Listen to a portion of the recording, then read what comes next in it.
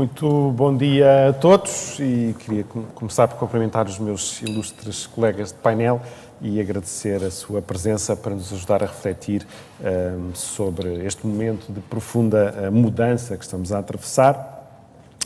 E, enfim, eu vou começar, Dr. Vítor Bento, vou começar pela ponta de lá. E estamos, de facto, perante uma nova ordem, ou desordem, como há pouco comentava o Pedro Cisa Vieira, que é marcada, enfim, já aqui ouvimos pela crise energética, inflação elevada, subida das taxas de juro, uma possível recessão em 2023, uma polarização crescente na política europeia, mas também no mundo. Neste enquadramento, e indo direto à questão deste nosso painel, qual devem ser as prioridades da política económica? Muito bom dia, muito obrigado. Primeiro, deixe-me fazer um disclaimer. Enfim, apesar de nós não podermos despir as nossas funções, eu estou aqui em qualidade pessoal, portanto, tudo o que eu disser responsabiliza-me apenas a mim e não à associação que atualmente presido, nem os respectivos associados. Portanto, são as minhas opiniões pessoais sobre isso. Bom, relativamente, digamos, à situação que vivemos, eu não iria tão longe ainda dizendo que estamos numa nova ordem mundial. Eu diria que estamos num processo de eventual transição para uma nova ordem mundial. Estamos a sofrer um conjunto de choques de várias naturezas, políticas, económicas, e, enfim, interligados, que podem levar, de facto, ao estabelecimento de uma nova ordem, mas eu, neste momento, ainda não daria esse passo. Os choques mais relevantes, enfim, que estamos a viver e que foram evidentes na entrevista com o Álvaro Santos Pereira, portanto, são de natureza económica, embora as suas origens sejam políticas, mas são de natureza económica. A parte boa desta crise económica que estamos a enfrentar é que é uma crise de manual, isto é, nós conhecemos os contornos de uma crise destas, de um choque inflacionário, e há no manual, enfim, se quiserem utilizar a metáfora médica, há protocolo de tratamento deste tipo de doenças. Faz-se muito um paralelismo dos anos 70, exatamente, embora a situação seja uma situação diferente. Sim, a economia hoje é bastante diferente. Sim, mas no essencial, se quiser, é uma infecção bacteriana que gera inflação. E, portanto, há um conjunto de tratamentos para lidar com essa situação. Muitas vezes o que acontece, como acontece também nos casos médicos, é que os tratamentos provocam efeitos secundários, portanto, atacam o cerne do problema, mas provocam efeitos secundários. Por exemplo, os antibióticos que podem causar um enfraquecimento do corpo ou torná-los vulneráveis à entrada de outros agentes agressores. E o receio, muitas vezes, do paciente e, eventualmente, do médico é tentar também atenuar os efeitos secundários, embora sabendo-se que, demorando demasiado tempo o tratamento, corre-se o risco de o elemento agressor se tornar acomodado ao tratamento e, portanto, o tratamento passar a ser ineficaz, portanto, a acomodação aos antibióticos, e aqui, no fundo, é a mesma coisa. Aqui, se quiser, o exemplo da acomodação aos antibióticos será a desancoragem das expectativas inflacionistas. No fundo, é o equivalente a isso. E, portanto, se o tratamento demorar muito tempo, que as expectativas inflacionistas desancorem, portanto, entramos num processo de espiral que, obviamente, vai requerer tratamentos cada vez mais violentos para poder contornar a doença. E eu faço esta nota de que isto é uma situação manual para a qual nós conhecemos os tratamentos, embora possamos hesitar na sua aplicação, mas conhecemos os tratamentos. É muito diferente da crise de 2011 que nós vivemos, porque a crise de 2011 que nós vivemos, nós não tínhamos os medicamentos para lidar com essa crise e, portanto, entramos numa situação, se quiser, mais uma vez, mantendo a metáfora, não havia antibióticos no mercado. Isto é, nós não tínhamos a desvalorização para lidar com... Sendo uma situação de manual, não tínhamos o instrumento principal para lidar, que era a desvalorização, e, portanto, daí que se tornou mais difícil e mais prolongado o tratamento. Este é de manual. Já se viu, enfim, que um dos médicos principais se descuidou na atenção à doença. Estamos a falar do Banco Central Europeu, enfim, que andou distraído durante demasiado tempo e agora, de repente acordou e, enfim, já anunciou que tem os frascos de medicamento preparados, embora continue bastante hesitante na forma de o tratar. E continua bastante hesitante porquê?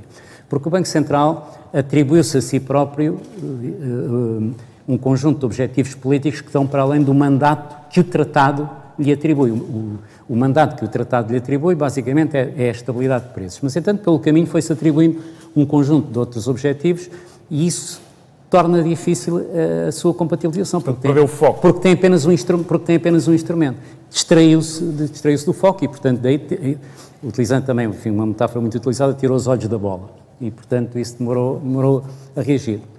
Portanto, neste momento, acima de tudo, é preciso ter determinação na aplicação do tratamento, na aplicação dos remédios que são necessários, e esses são conhecidos, portanto, as taxas de juros vão ter que subir, e provavelmente irão subir mais do que aquilo que já subiram até agora, contenção orçamental para evitar contagiar, no fundo, para evitar criar elementos de amplificação das pressões inflacionistas, portanto, haver essa resistência, e depois ter atenção aos danos sociais, mas aí aliás, como ontem dizia a Presidente Lagarde, ser muito focado naquilo, na atenção que tem que ser dada. Focado, quer no âmbito, quer no tempo. Isto é, as famílias muito carenciadas, de facto, têm que ser apoiadas. Isso é uma tarefa de Estado, isso faz parte da função redistributiva do Estado, é para isso que se pagam impostos, mas focar apenas naqueles que são necessitados. O resto vai ter que se ajustar, porque enfim, é também uma consequência de manual. Um choque externo desta natureza, que implica perda de termos de troca, significa que a sociedade como um todo vai perder rendimento. Isto é absolutamente incontornável, vai perder rendimento. Quanto é difícil estimar a priori, mas vai haver uma perda de rendimento. E, portanto, todas as tentativas de evitar esta perda de rendimento vai gerar uma espiral inflacionista. E aqui no nosso caso, enfim, calmo já, portanto, faço esta referência, teria outras coisas a dizer, mas podemos ver isso depois noutras voltas. Aquilo que é preciso muito cuidado no nosso país é, na medida em que nós depois não temos o instrumento cambial, é não permitir que a nossa inflação seja demasiado desalinhada da inflação europeia, porque se isso acontecer, o que nós vamos ter é uma perda de competitividade. E se tivermos uma perda de competitividade, vamos retomar a crise de 2011, que é uma crise de balança de pagamentos. E, portanto, o grande cuidado que nós aqui em Portugal temos que ter, é não nos deixar desalinhar e, portanto, temos que conter, enfim, esta ansiedade social que hoje existe, que é preciso ajudar tudo e todos, porque isso pode gerar, de facto, uma perda de competitividade e aí então é que teremos uma crise a sério, isolada e só nossa. Nazaré da Costa Cabral, eu queria-lhe fazer uma pergunta justamente sobre este ponto que o Vítor Bento estava a referir. Enfim, os governos estão sob grande pressão do eleitorado e da opinião pública para tomarem medidas para justamente tentar compensar esta perda de rendimento.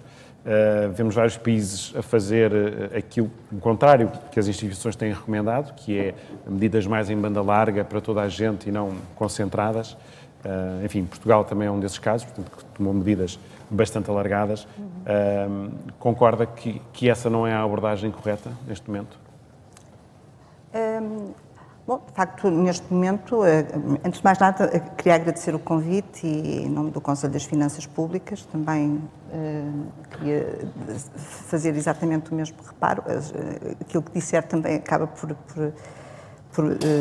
ser uma opinião pessoal minha, enfim, não vinculando o Conselho das Finanças Públicas.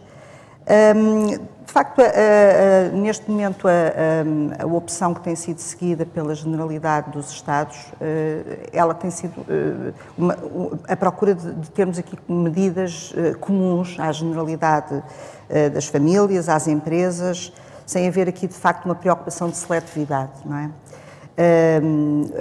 A situação de crise foi inesperada, foi súbita, e, portanto, isso ditou que a resposta momentânea tivesse sido, de facto, uma resposta geral e não seletiva. Agora, de facto, admito que, embora não me quero estar a pronunciar sobre quais sejam as intenções do Governo ou dos Governos nesta matéria, mas admito que, se a crise perdurar, e de facto, pelo menos no próximo ano, isso acontecerá, como forma também de conter os efeitos orçamentais que essas medidas de apoio possam vir a ter, admito que os Estados optem por medidas mais seletivas, não é? A seletividade acaba por ter aqui um efeito de conter os efeitos eventualmente negativos que tais medidas de apoio possam ter e, portanto, Aí, como dizia o Vítor Bento, podemos ter, de facto, medidas cirúrgicas desenhadas para as famílias, nomeadamente mais carenciadas, porque, e isso no caso português é de facto uma preocupação,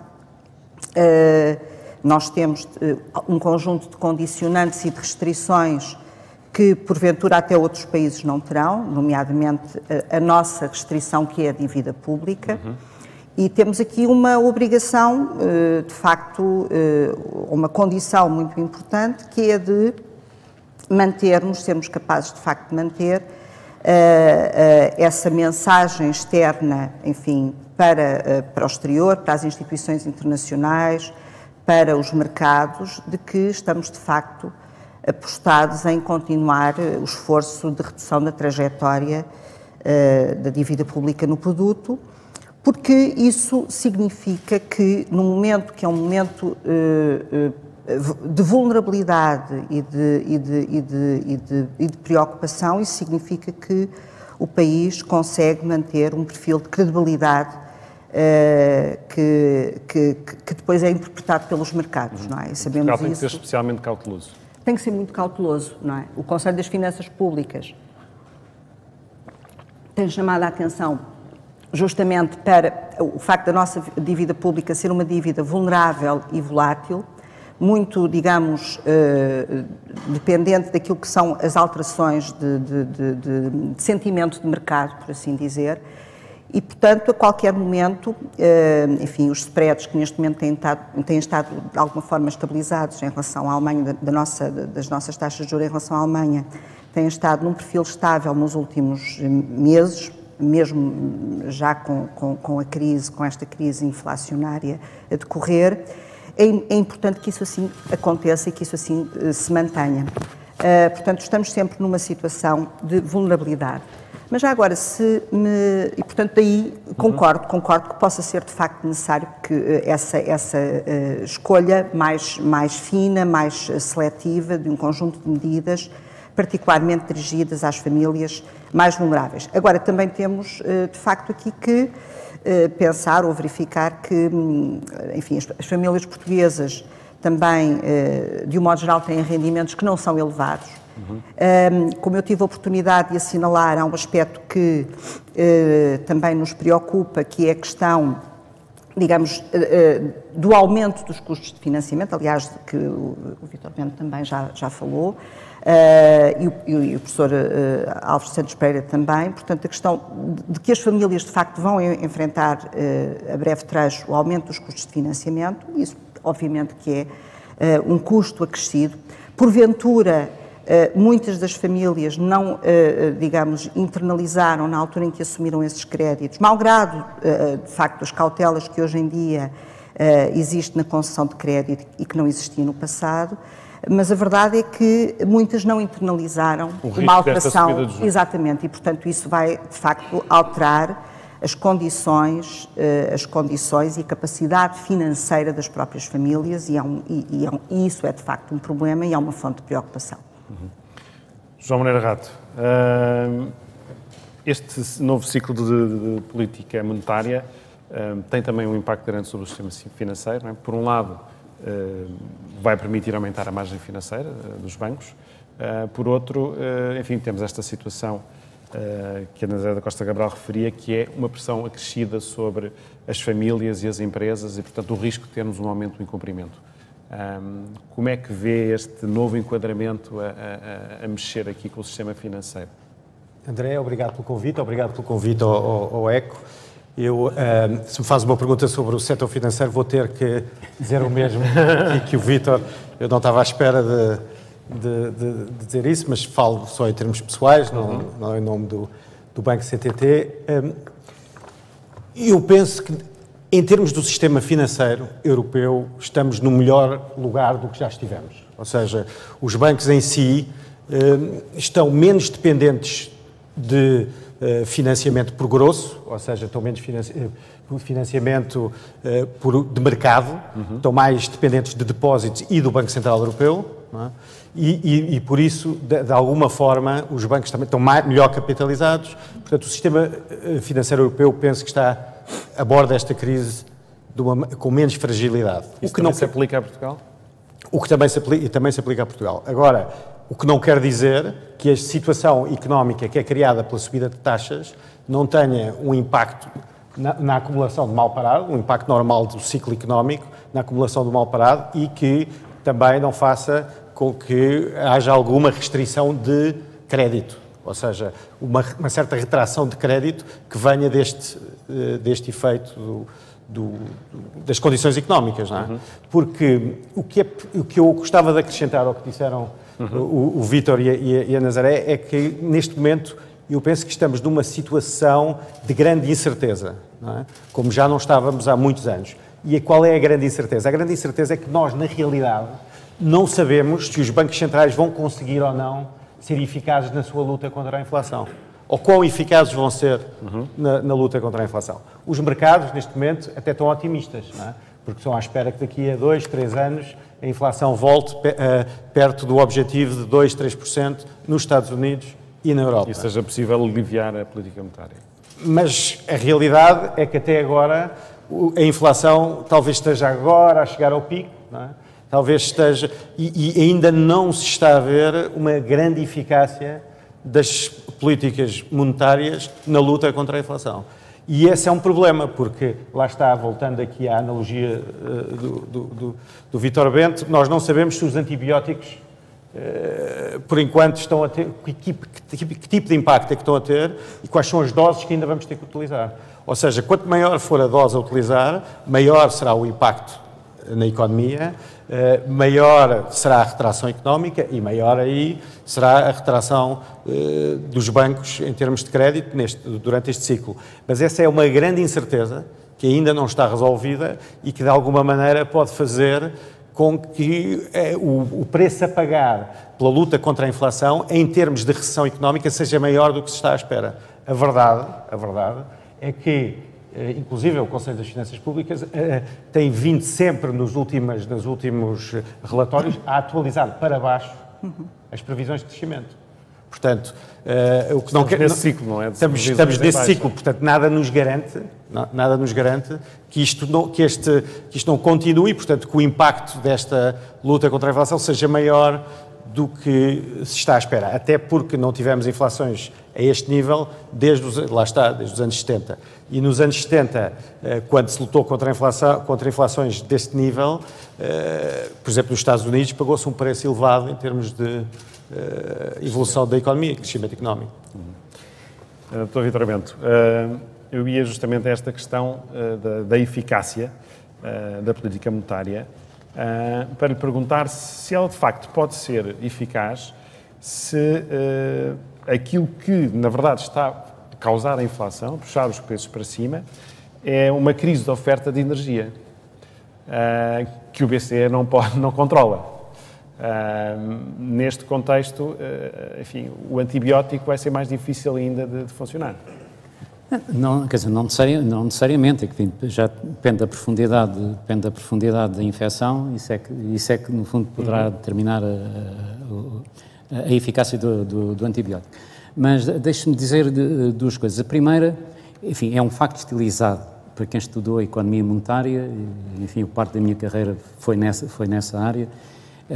Um dos factos estilizados é que os efeitos da política monetária têm lags duradouros e variáveis, o que significa que não há um resultado imediato do que é que seja a política monetária. Aliás, uma parte do efeito inflacionário que nós estamos a viver é um efeito desfasado da enormíssima expansão monetária que os bancos centrais, nomeadamente a FED e o Banco Central Europeu, fizeram nos anos anteriores. Se for ver o salto na criação de base monetária, quer da FED, quer do Banco Central Europeu, a partir de 2014, 2015 e sobretudo a partir de 2020, enfim, quase estabelece uma correlação bastante visual com o padrão que a inflação assumiu a seguir.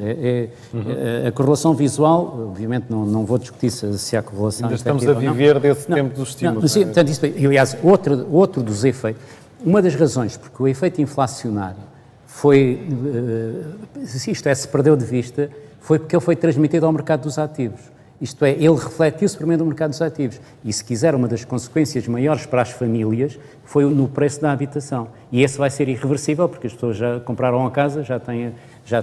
E isso foi um efeito da política monetária expansionista, foi o aumento do preço dos ativos e que provavelmente vai levar a correções, não apenas nesse mercado, mas no mercado dos valores mobiliários em geral, como aliás já está a acontecer. E, portanto, aqui também agora a eficácia dos efeitos restritivos vai ter o seu tempo e vamos lutar com um dilema, que é, por um lado, há a subida das taxas de juros, que é um remédio típico, mas o balanço continua muito inchado. Portanto, isto é, a liquidez continua no mercado. E, portanto, para ser totalmente eficaz, os bancos centrais vão ter que secar parte dessa liquidez. E aí entramos num outro problema, porque no caso europeu, o Banco Central atribuiu-se também a responsabilidade de estabilizar os spreads da dívida pública. Isto é, reprimir no fundo, os spreads da dívida pública. E, portanto, neste momento tem um equilíbrio mais difícil de fazer do que qualquer outra entidade. O FED também tem uma coisa parecida, mas não está tão comprometido como está o Banco Central Europeu. E, portanto, ao subir as taxas de juros para combater a inflação, vai criar um aumento dos custos da dívida. E ao aumentar os custos da dívida, como nem todos os países são iguais, isto é, não tem o mesmo grau de vulnerabilidades, a reação do mercado vai ser refletir nos spreads, essa diferença.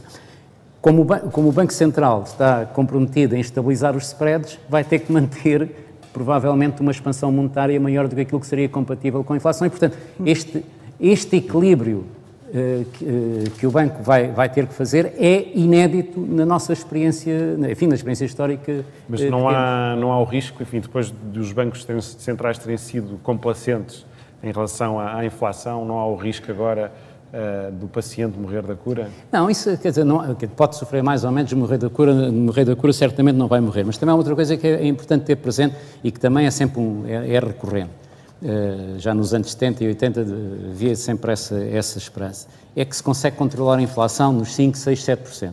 A inflação não é controlável, não é estabilizável num nível elevado. A inflação, por natureza, tende a espiralar, portanto, tende, no fundo, a aumentar. E, portanto, se quiser ser complacente com a inflação em níveis de 5, 6%, ela vai subir para 10% mais cedo ou mais tarde e por aí adiante. Portanto, tem que ser decidido entravar esse momento. E porquê? Porque se deixar que ela se estabilize, se deixar que ela permaneça nesses valores, as expectativas inflacionistas vão internalizar essa forma de reação e, portanto, cada um vai tentar, quer dizer, cada agente económico vai tentar ganhar poder negocial na distribuição de rendimento, aumentando o valor nominal e, portanto, temos uma espiral inflacionista. Portanto, acima de tudo, é preciso travar esse movimento. E para travar esse movimento, no fundo, reancorando as expectativas inflacionistas, há que ser decidido, há que mostrar que se tem essa componente decidida e, portanto, eu espero que isso venha a acontecer. Agora, provavelmente o que vai acontecer, como disse o Álvaro Santos Pereira, é que as taxas de juros vão ter que ser maiores. Enfim, eu não quero assustar ninguém, mas eu não tenho memória de alguma vez ter conseguido combater a inflação com taxas de juros reais negativas. Nunca vi, mas, enfim, estou sempre esperto, estou sempre disponível para aprender novas experiências. Portanto, elas têm que ir mesmo para os 4, 5%, provavelmente, como está previsto. Nazaré da Costa Cabral, enfim, já aqui hoje foi falado o exemplo do Reino Unido, que apresentou um pacote imenso de corte de impostos, que levou a Libra para mínimos históricos e levou mesmo um membro da Reserva Federal a dizer que aquela decisão estava a criar instabilidade e incerteza nos mercados e provavelmente a aumentar a probabilidade de uma recessão. Temos a direita, um novo governo de direita em Itália, que também anunciou a intenção de fazer um corte muito significativo de impostos e apoios sociais também muito elevados, isto num país que tem uma dívida pública superior a 140% do PIB. Enfim, neste contexto, há o risco de voltarmos a ter uma crise de dívidas soberanas ou o BCE é de facto um dissuasor suficiente? Eu, antes de responder, queria só fazer aqui um comentário em relação àquilo que o Vítor disse e que ainda a respeito do desenho da política monetária europeia. E eu concordo inteiramente que, de facto, existe aqui uma situação dilemática e até uma espécie de ambivalência naquilo que nós vemos em termos de definição dessa política. nomeadamente uma cisão entre os objetivos que estão por trás da política, da chamada política monetária convencional, por um lado, e por outro lado, da política monetária não convencional.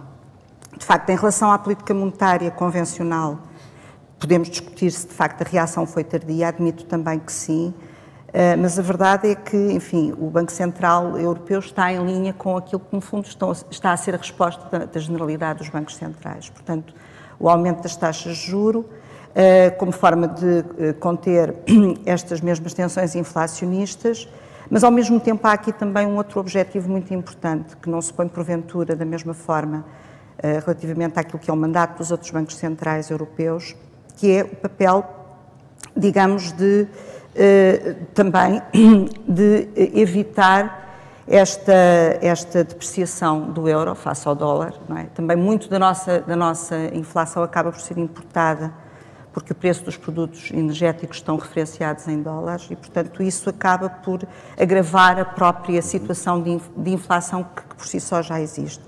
E eu acho que existe aqui depois uma preocupação que não é assumida expressamente, que é a preocupação de credibilização do próprio euro, enquanto moeda internacional e enquanto moeda, não é? Porque o euro é uma moeda recente, não é um dólar, não é? E, portanto, é muito importante fazer a defesa do euro. E eu acho que hoje em dia, mais até do que conter ou não conter a inflação, é a defesa do euro e da União Monetária que está em causa com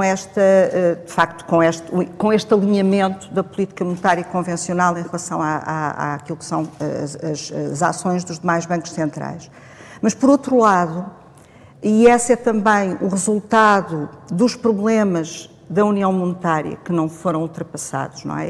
E que provavelmente nunca o serão, o Banco Central tem a tal outra preocupação, que é a de tentar justamente conter ou evitar problemas de fragmentação nos mercados de dívida, não é?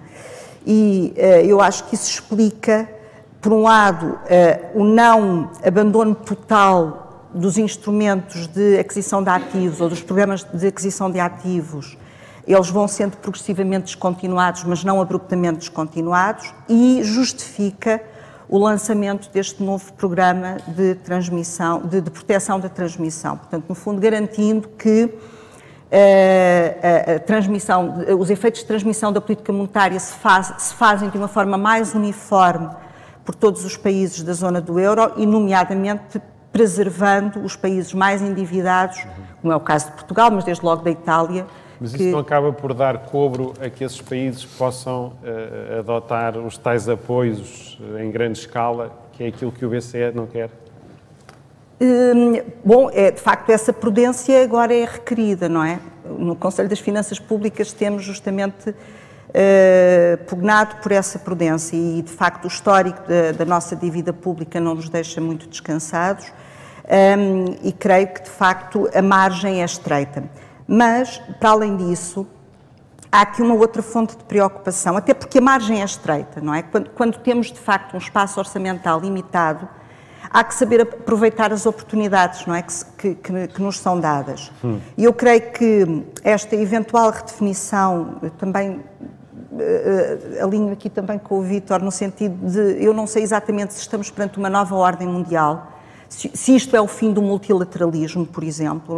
É evidente que neste momento estamos todos muito assustados, mas acho que é prematuro afirmar, enfim, de forma tão contundente que estamos a assistir ao fim desta mesma ordem.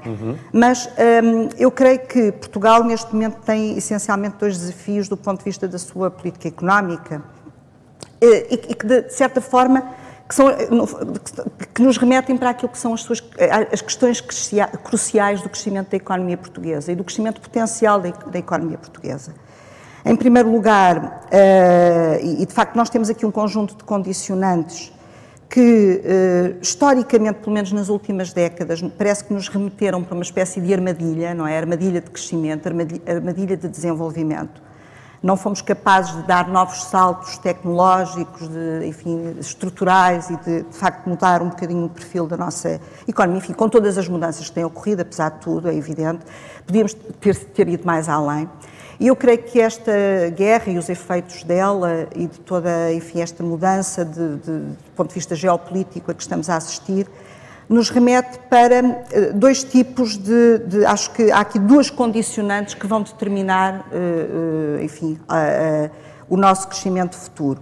Uma, talvez mais estrutural, que é a questão da nossa, de facto, sermos um país periférico, uma economia periférica, e, portanto, há que saber como é que nós nos vamos posicionar agora na eventual redefinição das cadeias de produção, das cadeias de valor, em virtude desta mesma guerra. Portanto, os países do leste beneficiaram até aqui de um posicionamento favorável, o facto de estarem ali na órbita da Alemanha, portanto, formando ali, digamos, uma lógica de polos regionais, que também são polos de captação de capital e polos de captação de inovação, e, portanto, importa saber até que ponto esta mudança pode determinar, de facto, alterações a nível das próprias cadeias de valor e como é que Portugal se vai posicionar desse ponto de vista. E depois, a questão energética, não é? Saber como é que vamos ser capazes de nos tornar mais independentes do ponto de vista energético.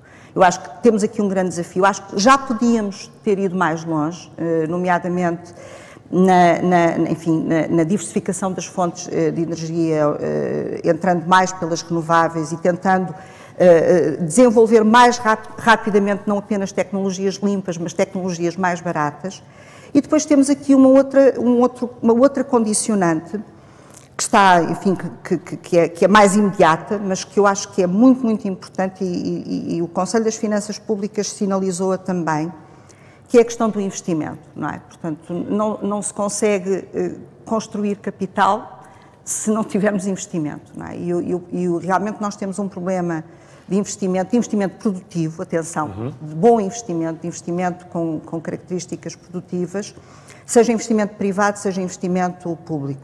É preciso manter isso nesta fase? É preciso reforçar, e há aqui um sinal, nomeadamente em relação ao investimento público, que me deixam de facto muito preocupada neste momento. E que se prende desde logo com a implementação do Plano de Recuperação e Resiliência.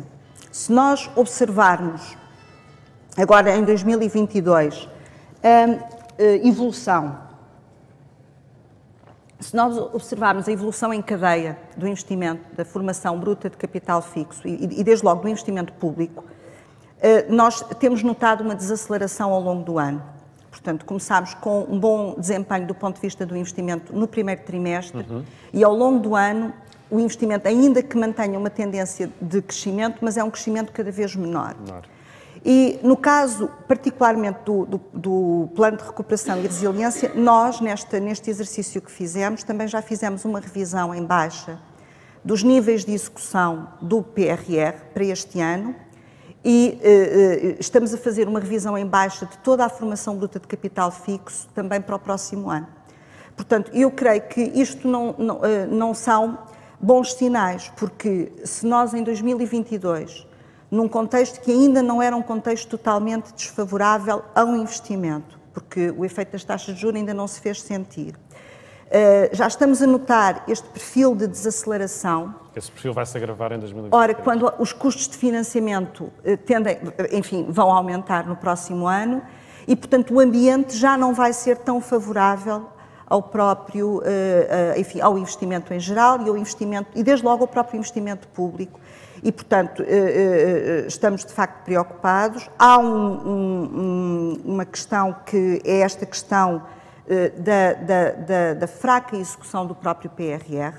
Os dados que nós temos neste momento, face àquilo que estava orçamentado no orçamento para 2022, em termos de execução, seja em contabilidade pública, seja em contas nacionais, são de facto dados ainda muito pobres. Podemos atribuir talvez à circunstância de ter havido uma mudança governativa este ano, alterações a nível da própria governação dos fundos europeus, mas se de facto não há aqui uma dinamização e um impulso, e esta é uma oportunidade num país que de facto tem, não digo que seja a panaceia, porque não é, mas num país que, de facto, tem poucas oportunidades e com tantas limitações e restrições orçamentais, se nós não somos capazes, ao menos, de aproveitar esta, então é uma oportunidade perdida definitivamente.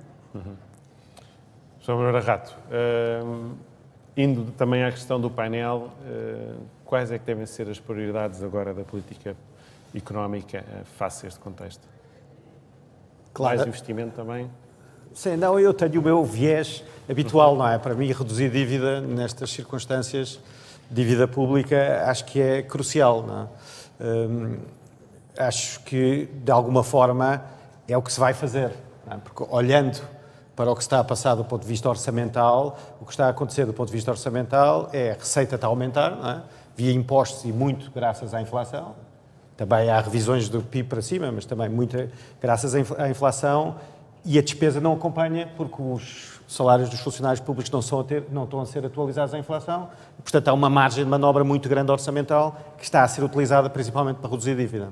E se virmos as projeções de dívida, aliás, do Conselho das Finanças Públicas, vemos que em 2026 estamos à volta dos 100% do PIB, em termos de dívida, o que eu acho que é um valor bastante gerível e que nos permite-nos ganhar muita autonomia, porque senão estamos dependentes do tal instrumento de proteção da transmissão ou da antifragmentação, ou como lhe queiram chamar.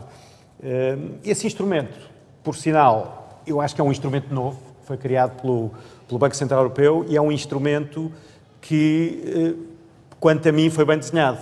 Porquê? Porque é suficientemente vago e não tem limites determinados para, de alguma forma, ser mais eficaz. Porque se fosse demasiado determinado, seria testado pelos mercados e, portanto, teríamos provavelmente um problema e, portanto, este instrumento... A ideia nem sequer é chegar a usá-lo, não é?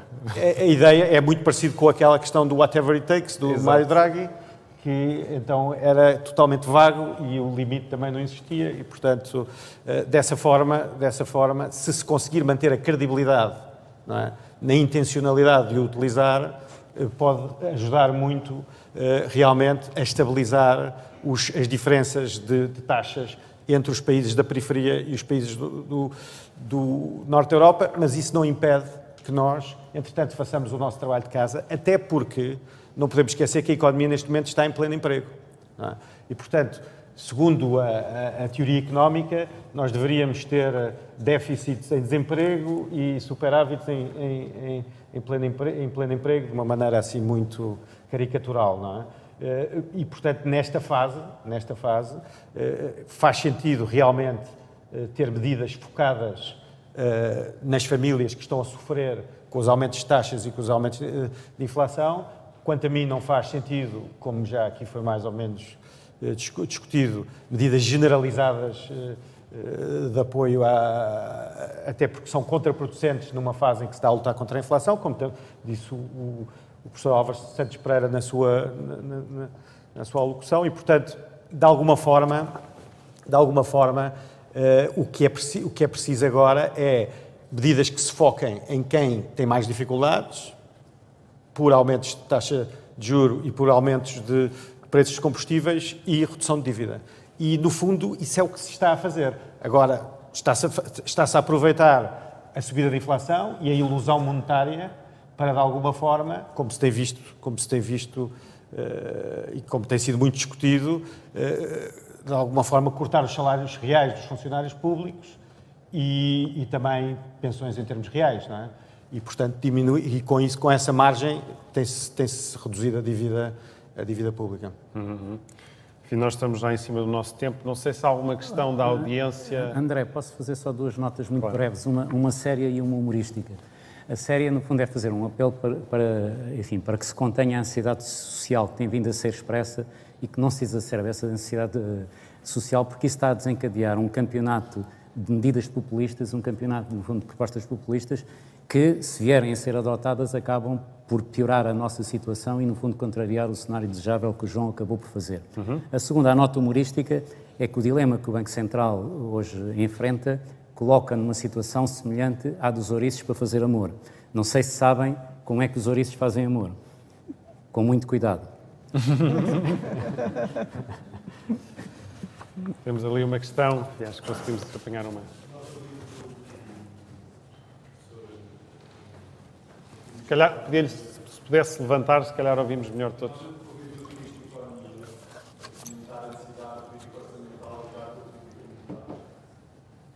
Também ouvimos o comentário sobre a fraca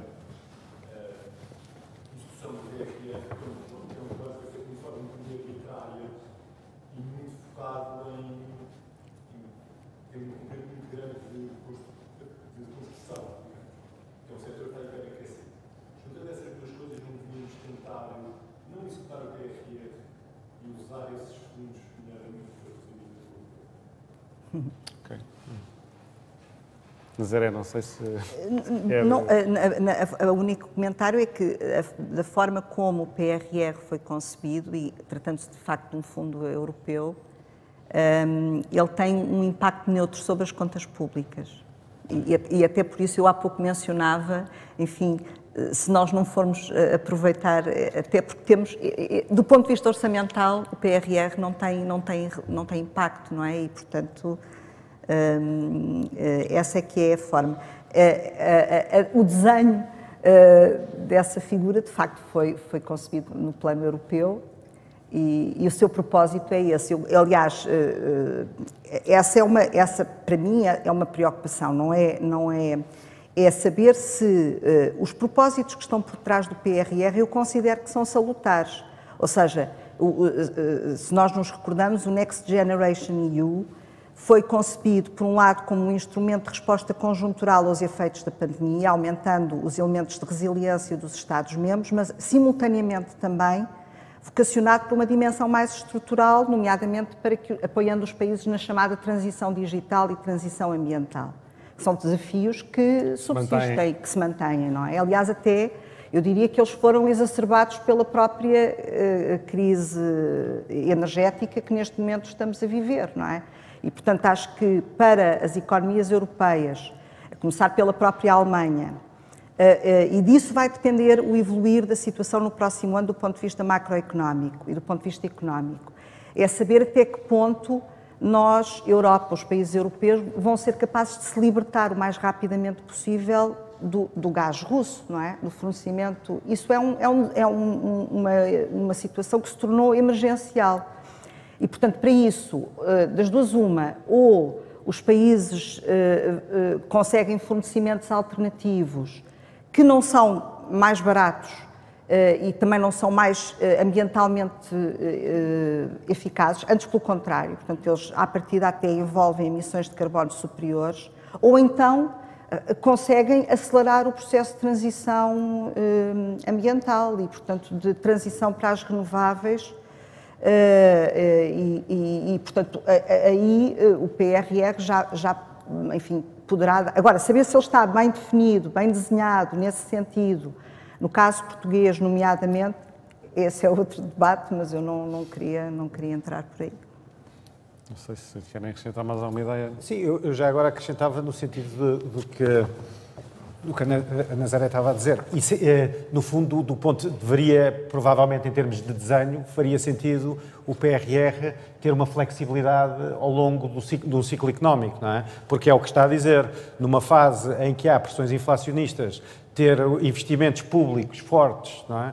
Em que provavelmente vão precisar de usar inputs que a economia também está a precisar de usar e que são escassos, pode aumentar até ter impactos nos preços desses próprios inputs. Portanto, há investimentos que, se calhar, idealmente, não estão programados para a boa fase do ciclo dentro do PRR, não é? Portanto, aquela ideia de que a aplicação podia ser prolongada, não é? Sim, podia-se dar a flexibilidade ao longo do ciclo económico para ir, já que são investimentos estruturais, para ir fazendo esses investimentos. Muito bem, temos que fechar. Muito obrigado aos três, um gosto. Obrigada. Obrigado.